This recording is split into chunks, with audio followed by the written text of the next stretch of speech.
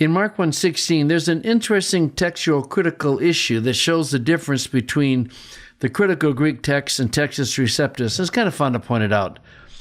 Kai paragon, paratein thalason, tes Galileas, Aden, Simona, kai Andrean, ton Adelphon Simonas, Amphibalantas, inte thalase, eson gar Helias.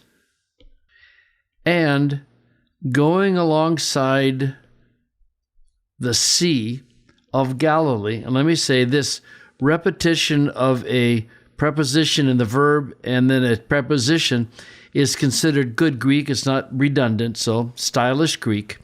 And so going alongside the Sea of Galilee, he saw Simon and Andrew, and Andrew is the brother of Simon, casting their nets, we'll come back to that, in the sea, for they were fishermen. Now, this is where the text critical issue is kind of interesting. In the Textus Receptus, they actually have two words, throwing the net. But the interesting thing is, amphibalantas, all in and of itself means to throw a net. You don't have to say net. It's part of the meaning of the word. So what you have in the Textus Receptus is a, quote, correction. It's not really a correction. It's just making the meaning of amphibalantas a little more explicit by saying they were casting their nets. And in the parallel passage in Matthew 4:18, it actually does say casting their nets. And there's a variant to this word here in Mark 1:16, where a scribe added ta dictua, in other words, the nets, casting the nets. So there was some confusion on the scribe's part, or concern at least, that amphibalantas, it was a little too succinct, and it needed to be made explicitly that they're casting the nets.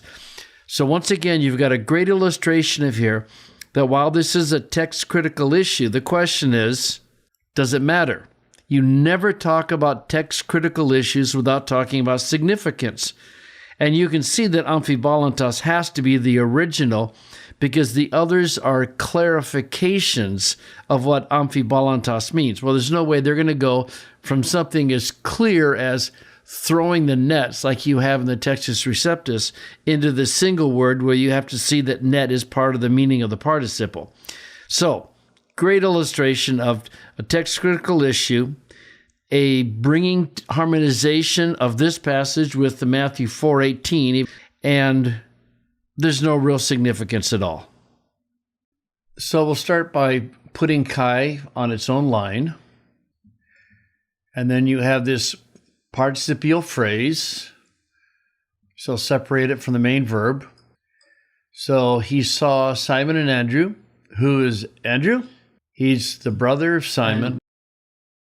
And what were they doing while he was seeing them? Well, they were casting into the sea.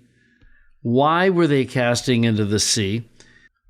And again, you would want to put the post-positive up where it belongs, at least for the English mind. For they were fishermen. So let's bring our conjunction in. And the participial phrase is telling you something about the Aden, so we'll bring that in. Who is Andrew? He's the brother of Simon. And again, what were they doing? They were fishing, casting their nets in the sea. Why were they doing that? For they were fishermen.